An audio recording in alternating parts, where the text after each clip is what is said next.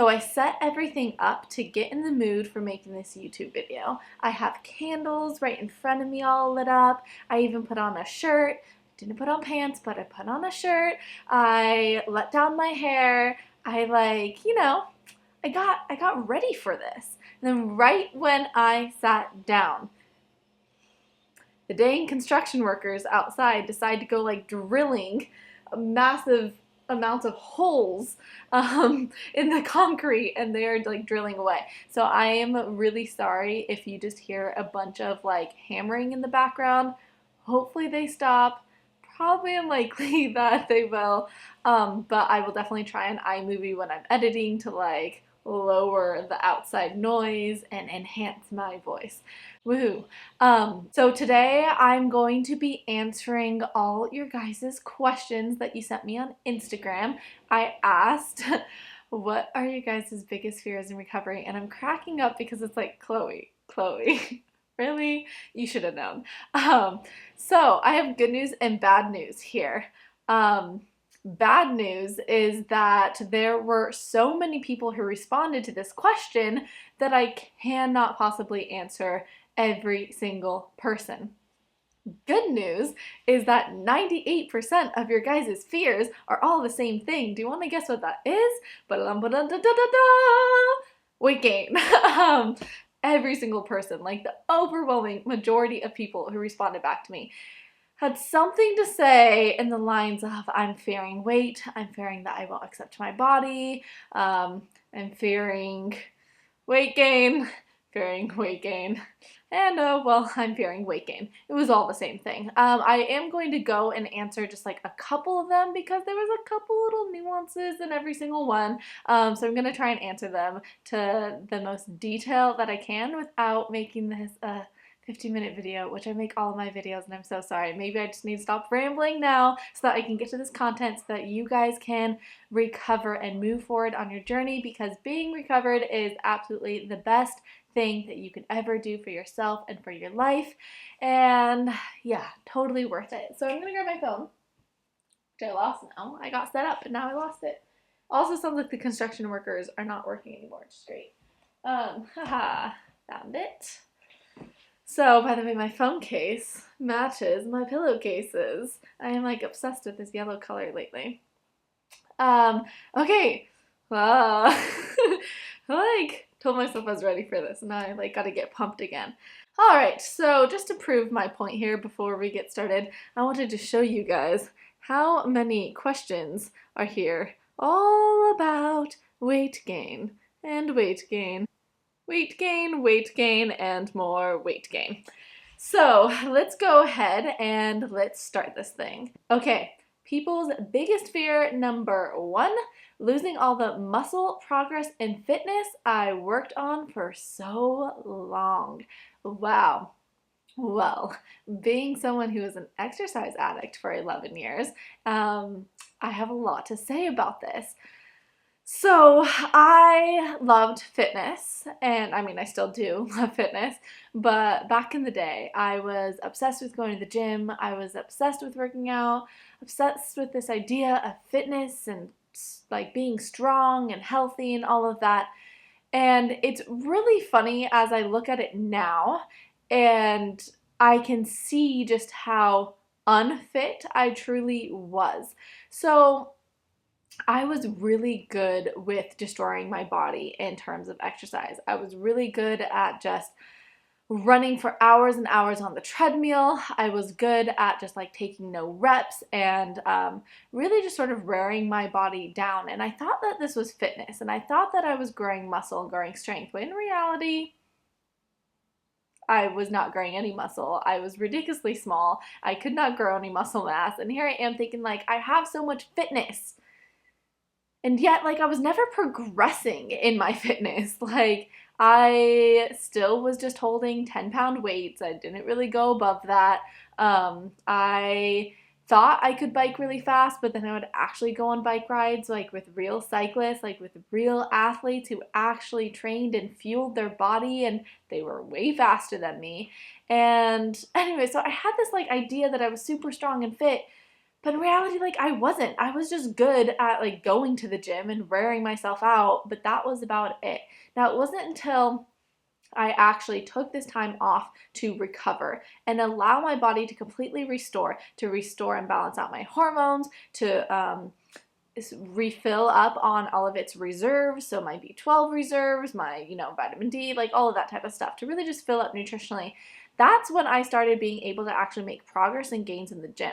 That's when I started actually becoming a real athlete. That's when I actually started to become stronger and fitter, was when I was working with my body, not under fueling and not overtraining it, but working with my body, having a proper amount of rest and fitness into my life, and having the proper nutrition in my life to actually be building muscle so that I can see these gains, so that I can increase my weight, so that I can run and cycle faster and do all those fun things. So I understand this fear of like, I'm going to lose everything I have now. Here's the thing. Yes, while recovery requires you to gain some weight and to stop exercising for a time, you will be gaining so much, I promise you. It is unbelievable to me how strong I am at the gym. Like, I almost am freaked out about it now. I'm like, what the heck? Like, how am I like now doing like triple the amount of weight that I did just a year ago? So if you want to see real gains, it's going to require the sacrifice to restore your body, and then you're going to start seeing improvements in the gym when you are doing it correctly. So this comes from a different mindset. Instead of having this mindset of just sort of wearing your body out, it's this mindset of building your body up. And that, honey, you need a lot of fuel to do. Trust me. It takes a lot of food to build muscle, and you cannot be skimping out on that. Otherwise, you're just going to be sort of staying where you're at or even losing muscle mass despite the fact that you're still working out. Now, I've worked with quite a few athletes, and honestly, I can say from seeing their results with recovery, they are way faster. Their coaches are way happier because they are actually strong now and they're recovering faster. And there's like so many amazing things that have happened once they get their period back and they're out of energy debt. So many amazing things in regards to their fitness. So again, if you are really scared about losing your fitness and your muscle mass, like, I would be really scared about staying in energy debt, because that's not going to get you to where you want to go, honey. You may think that that's what it's doing right now, but in the long term, it's really not, and it's really just affecting your health negatively. I feel like there's a lot more I want to say on that, but so many other questions. Okay, extreme hunger, never stopping, and I'm actually just binging. This is everyone's fear, is this idea of like, I'm now going to become a binger. I really like how Tabitha Farrar puts it, so I'm going to use her words here. You are not binging, you are feasting. It is the feast that comes after the famine, and it is a natural thing that needs to happen after you have been in energy debt. So, and I'm going to be creating another video talking more about being okay with weight gain. But one of the things that I already know I'm going to be talking about is changing your words. So instead of saying binging, change that to feasting. Feasting doesn't have that like negative connotation as binging does, right? We go, oh, binging is bad. We read all these Instagram posts about why we shouldn't binge and overeat and all that. But you have to remind yourself, you are not binging, honey. You restricted for so many years or months or whatever it was. You restricted for a time, and now you are simply restoring your body. So feasting, restoring, those type of words are way better. I had a really big fear of like, once I eat ice cream, now I'm going to always eat ice cream, right? And that was like with all the food. Once I eat cheese, then I'm always going to eat cheese, and I'm going to binge on these foods every single day. In reality, what happens is as your body gets out of energy debt, as you become nutritionally restored, your body doesn't see the need to like continuously eat and eat and eat these things. So let me put it this way. You're going from this restrictive phase, which is like, I can never have ice cream. You have to go to this healing phase next, which is, oh my gosh, ice cream, so yummy. Oh my gosh, ice cream, give it to me every single 2 seconds. I want ice cream, I want ice cream, I want ice cream. Every single night you're having ice cream, after lunch you're having ice cream, like you are obsessed with ice cream.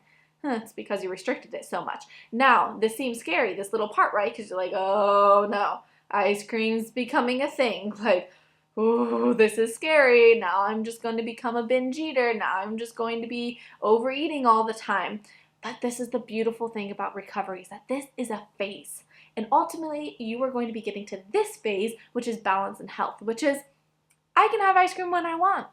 I don't need it every day. I don't feel like it every day. When I want it, I can have it. So then you get to this phase of like going from ice cream every single day to I have it once a week. I have it every 2 weeks. I have it every couple days. It's not this like thing that you feel like you have to be so obsessed with because your body knows now it's there.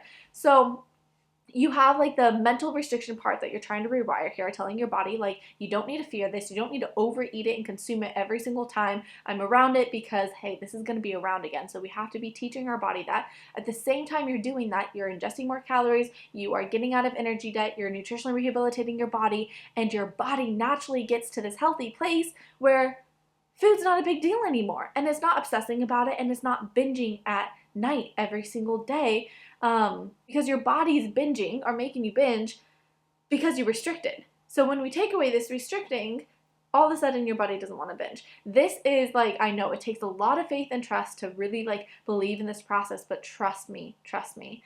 I was really scared about this, really scared, and now I'm to the point where I'm like, I can leave like a spoonful of peanut butter in my jar, knowing that like, hey, tomorrow or the next day I'll eat it.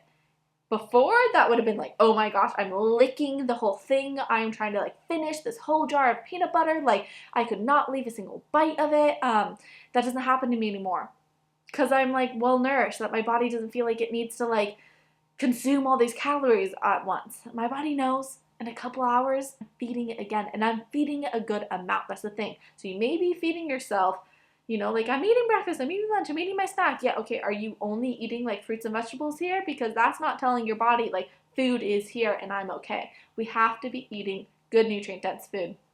My body knows I'm getting pork chops for dinner. I'm getting bacon for breakfast tomorrow. I'm getting lots of eggs. I'm getting cream. I'm getting butter. I'm getting cheese. I'm getting all these very nutrient dense foods. I don't have a reason nutritionally or mentally to make myself want to binge anymore.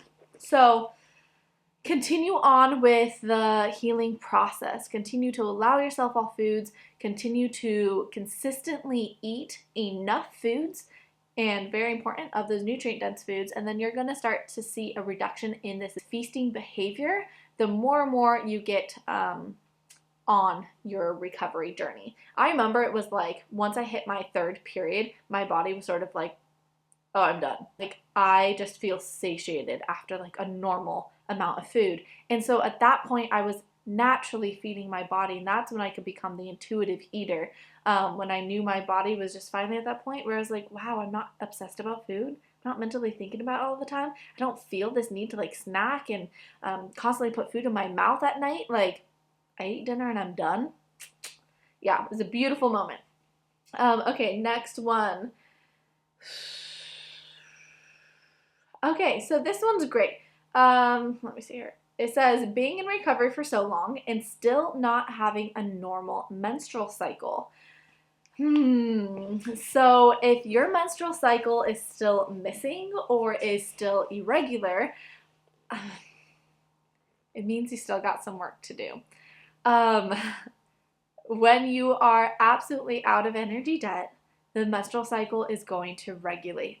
If you are overdoing it on exercise, if you were still under eating or restricting yourself in any way, then the period's going to be a little abnormal. So, and there might be a couple other things, you know, I'm not a gynecologist. Go in and talk to your gynecologist about this. You know, I'm not like trying to like fix all your guys' problems and tell you everything about you. But when I read something like that, I go, okay, where are we really at in our recovery journey? You may have done a lot, and I'm sure you've done a lot of healing.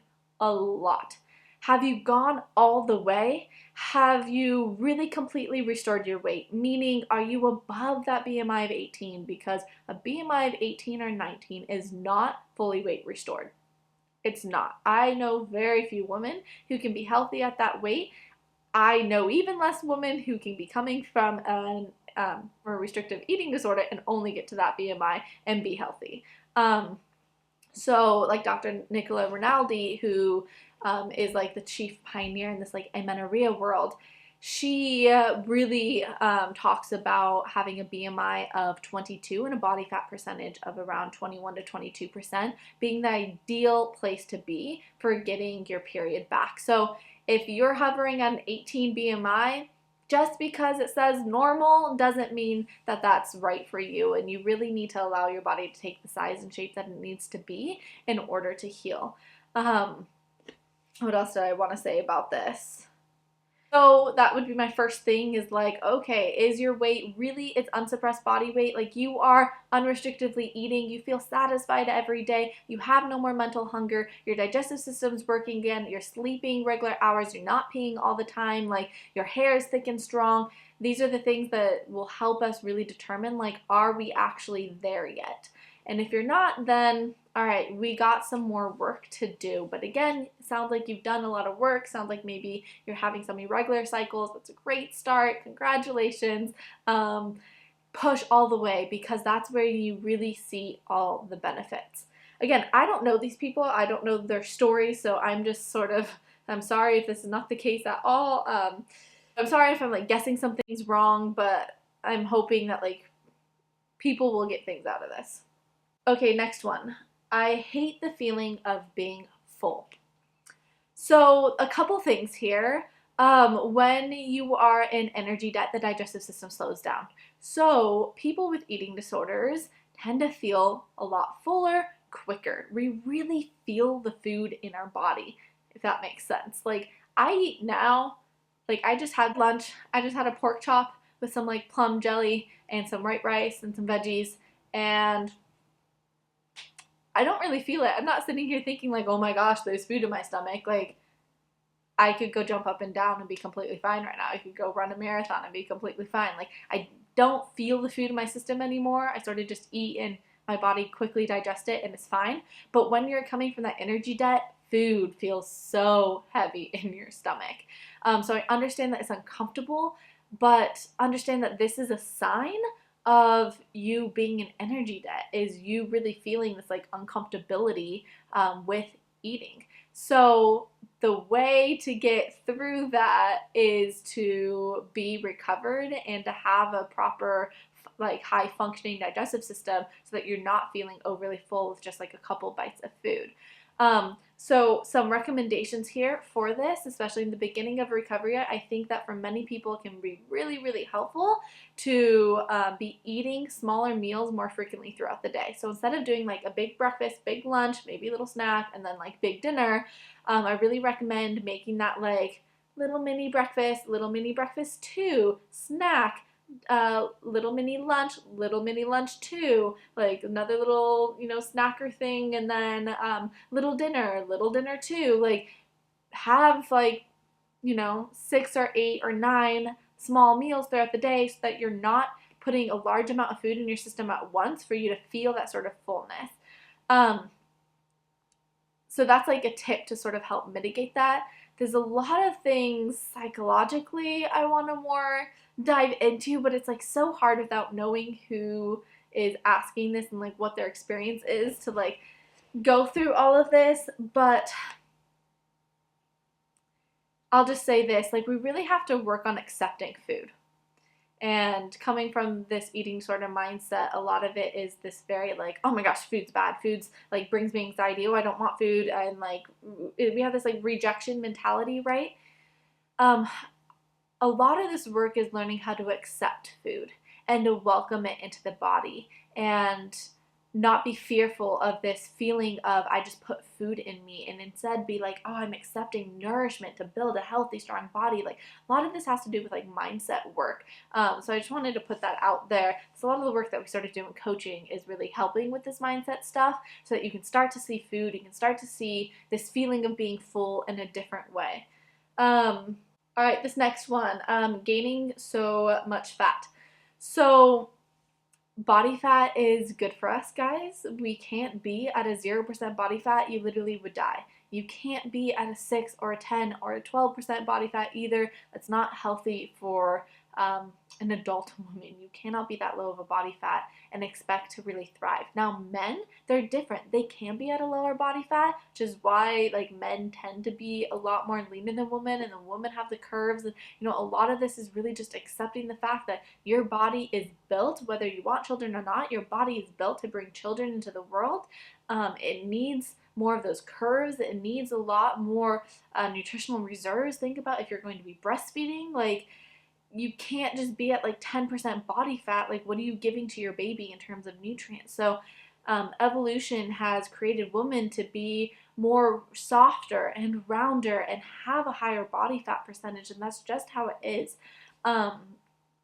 It is a necessary part of recovery, is having this body fat percentage. So a lot of this stuff, and I'm going to be talking about this in my video of like my personal experience with gaining weight, but it's really changing the status quo, like changing the narrative that we've always heard of like, oh, six-pack abs and you should be super, super duper skinny and all of that, and really starting to see health in a different way and recognizing that health, part of being healthy is being well nourished, and part of being well nourished is having some reserves on you. So I'll share with you guys my journey here a little bit. I'm not going to tell you where I'm at in body fat percentage now. Why? Because that's triggering some people, but I'll just say I was on the very, very low end before. I was in the, 10 to 12 area of body fat. And when I went through this recovery journey, I gained quite a bit of body fat. Now, what's happened since that time? So I got to this point in recovery where I all of a sudden just started plateauing, right? I was eating so much every single day. I wasn't exercising. My body just finally reached this spot. I got my body fat percentage measured again, and yep, I had really gone up in a lot in my, and yep, I had really gone up a lot in my body fat percentage. Now it is 8 months later, I am at that same exact weight that I was before, when I first recovered and I first got my period. But my body fat percentage is way different. Now I'm still at a very, very, very, very, very healthy body fat percentage. I did not drop all my body fat percentage, but as I really got out of energy debt and started going to the gym again and started building muscle with this newfound strength that I had built throughout the last months of just resting my body, I was able to lower my body fat percentage a little bit and increase my muscle strength. So I went through the time of just, not having a lot of muscle and having a higher body fat percentage doing recovery. But once I got back into my routine in a healthy way, I was able to now start building a lot of muscle, which naturally sort of just lowered that body fat percentage a little bit. So, that's something to look forward to once you're recovered, is this, getting back into shape if you want, and becoming athletic again if you want. So, you can start to build muscle and lower that body fat percentage a little bit naturally. Always want to keep inside those good ranges, but yeah. So much to say on all these, and I'm really trying to I don't know. It's hard to respond to all of that, but basically just it's all about just learning to accept your body and what it needs to be healthy. This is really what it's about, is not trying to control your body anymore, and realizing that hey, my physical and mental health is way more important than my aesthetic goals. So if that requires you being at a higher body fat percentage, honey, I'm right there with you. That's what my body required too. I had to be at a way higher body fat percentage than I previously would have wanted. But, and this is something that's important, guys, once you recover, you have to remember that your mind starts recovering too. So a lot of this intense fear that you have about body weight and body fat will not be as intense once you're recovered. My body fat percentage just doesn't bother me anymore. I'm not triggered by that type of stuff anymore. It's just oh, okay. Oh, I love and accept my body. It's not life or death to me anymore. If you showed me the body fat percentage I'm at now 2 years ago, I would have been oh, hell no. No. No, no, no, no, no. And I would have freaked out about it. I'm not freaked out about it anymore. So, yeah. Oh, this is a good one. I like this one. I'm afraid of how much I'll hate my new body and not be able to accept it. So a little bit with what I just said, in regards to once you start recovering, your mind starts recovering a lot. guys, this is such a hard topic, and I really want to be able to explain this better. So much easier when you're really talking to just like a person and can have a conversation. Again, recovery is going to take a lot of body image work.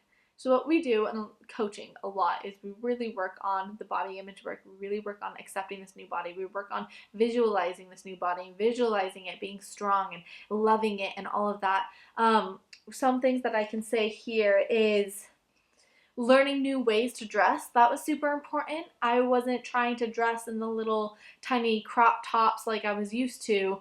I was changing my style. I was wearing clothes that were more flattering to my new body. I bought bigger jeans. I bought bigger bras. I bought bigger shirts. I bought different styles of shirts that cut me in like a different way, and always bought high-waisted jeans, things like that. Like, a lot of the body dissatisfaction that was happening for me was because I was like trying to fit in these clothes that just like did not work for my body type that I had anymore. And it really was affecting me negatively. I'd be like, oh my gosh, look, it's squeezing here, it's doing that. But then I just went and bought new clothes and was like, oh dang, like I look good. You know, it changed the way I viewed myself, just wearing clothes that felt comfortable and looked right on me.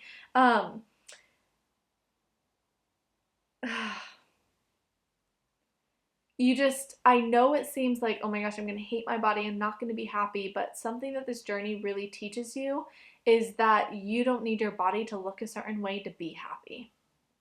Like, I am so much happier in my life because I finally have really fulfilling relationships. I finally have thoughts other than food and body. Really into investing. I'm really into comedy. I'm really into politics. Like, I'm really into all these other things that before I like never ventured into because I was so preoccupied with listening to health podcasts and reading health books and looking at, you know, the labels behind all my food that I buy. Like, now life is just like, I have the strength, I have the vitality, I have the nourishment to be able to just live my life in ways that I could have never dreamed of before. So it's like you feel like, oh my gosh, what if I'm just going to hate my body? It's going to be awful. It's like you're forgetting all the amazing things that happen once you're recovered. You're going to get your life back, honey. Like, you are going to now feel free. You're not going to feel like a slave to the gym. You're not going to feel like a slave to the calorie counter or the macro tracker. And you're going to feel just like this weight lifted off of you. So instead of focusing on, oh my gosh, I can't recover because I'm going to hate my body, like, stop thinking about that. Stop thinking about the body, because this journey, while the body stuff happens, it's not about the body. Recovery is about feeling free in your mind, spirit, and soul. Start focusing on that. Start focusing on the freedom and liberation that you are going to feel. Start focusing on the health and vitality you're going to feel. I don't feel like I'm going to pass out all the time anymore. I used to always feel on the verge of like dizziness, and like if I stood up too fast, like I saw stars. Like, that doesn't happen to me anymore. So start focusing on all those things that you want. You want a high sex drive. You want to have your period. You want to have thick, shiny hair. You want to have the energy to be able to run up mountains and go on backpacking trips and do all these things. Like, focus on that and stop focusing so much on the body. That goes for like all of these things. Like, everyone's saying like, I'm afraid of the weight gain. I'm afraid of the weight gain. And I'm like, stop thinking about it. Of course you're going to be afraid of the weight gain. Like, the weight gain's like, yeah, it's your number one fear. Like, this is the number one fear of the eating disorder.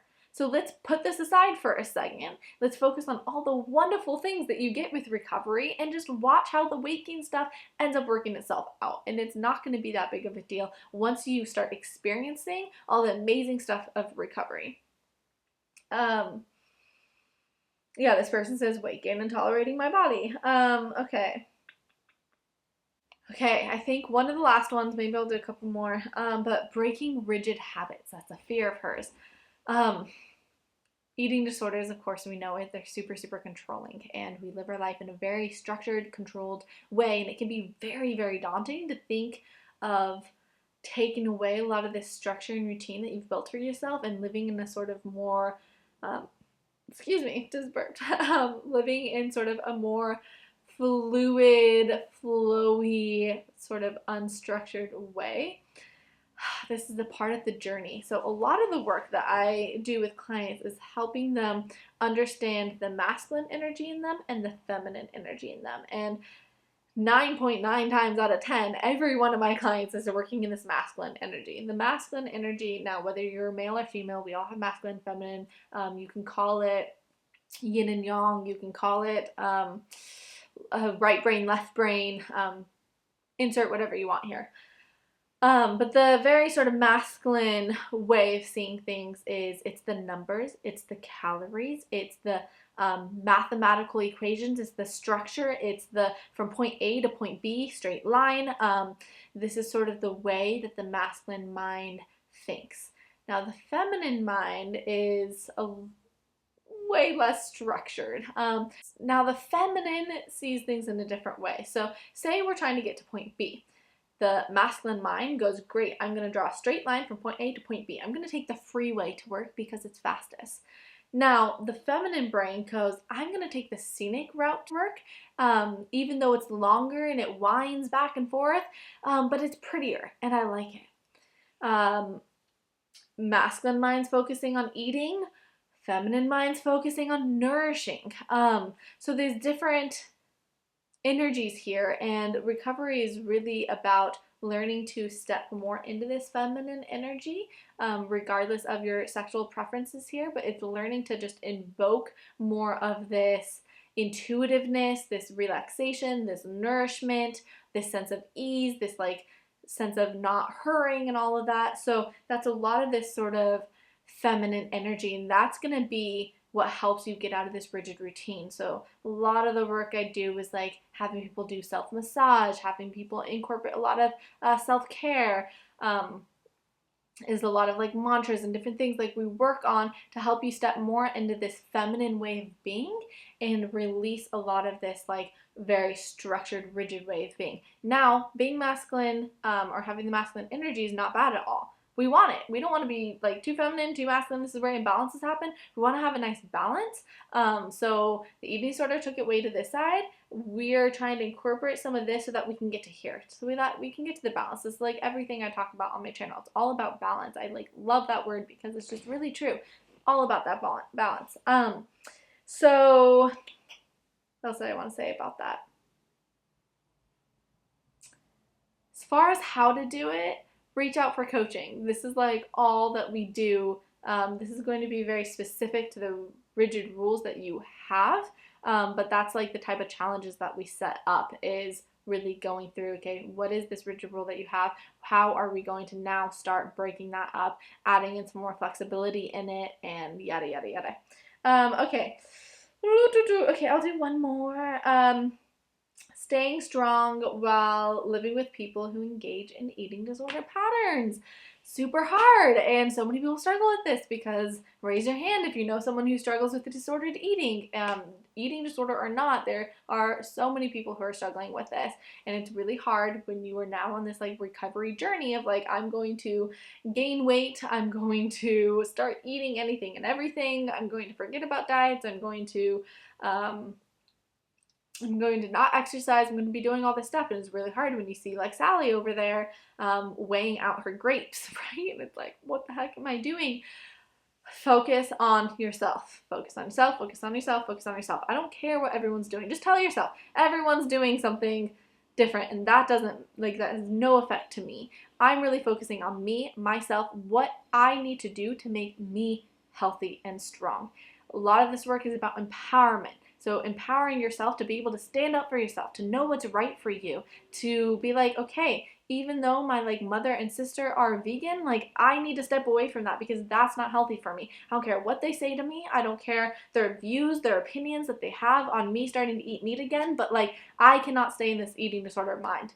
I'm going to take these steps to get out of there. Hopefully one day I will be an example to them, to my mother and my sister who are still stuck in these eating disorder ways, to move forward on their journey. The best way for you to help others through this is by being healed yourself. So focus on your healing, focus on moving forward. I know it can seem triggering, but keep your eyes off. Who cares? They're doing what they're doing. They will have physical and mental ramifications of that. So don't just be like, how come they get to do it? it's not like a how come they get to do it. It's not like they're getting by. It's not like they're in amazing health and they're restricting. Like, trust me, they're suffering with a lot of the stuff that you are suffering with. So it's easy to look at someone and be like, oh, but I want that, and look how amazing that is, and they're just like only eating like bunny food all day. Remind yourself of the physical and mental just exhaustion and pain that you have been through because of your eating disorder, and be like, you know what, I don't want that. Stand up for yourself. Stand up, because at the end of the day, it's going to be you who makes you recovered.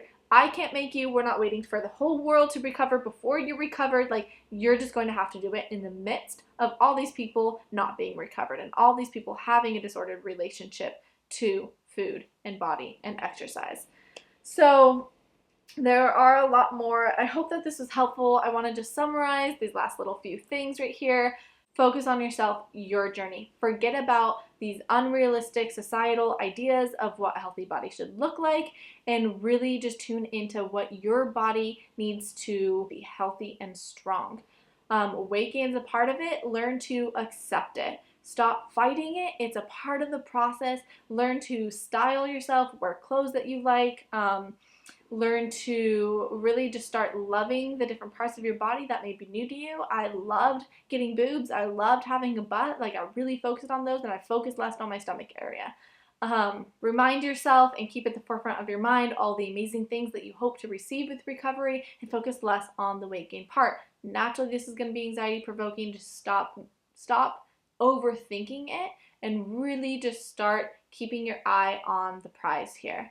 All right, guys, if you have any more questions, make sure you write them in the comments down below. Make sure you email me, contact.flowwithchloe@gmail.com, if you're interested in coaching, where I really help you just work through all of this stuff. And I really am like holding your hand throughout that whole journey, because I understand how fearful it is. I understand these feelings of like, oh my gosh, I don't like this new body. What if I don't like it? Like, I understand that. I have been there, and that's why coaching can be really great, because I'm coming at it from a very personal experience. I know a lot of the things that you're going through, and I really help you work through that. So make sure you reach out. Coaching will help you get to your destination way faster and in a more sustainable way that will prevent a lot of these relapses from happening, because you're going to have this support. You're going to have someone there to really lean on their healthy voice as you go through this journey, which is absolutely just what's the word here? It's really, really helpful. Very, very helpful to have someone. So thank you for watching this video. Please like this video. Please share it with others. And please subscribe to my channel. This is how other people get to find my stuff, is by all these sort of ratings going up, right? The likes, the subscriptions, and all of that. So make sure you share it if you really find this information helpful. Thank you so much for being here on my channel, guys, and I will see you in my next video.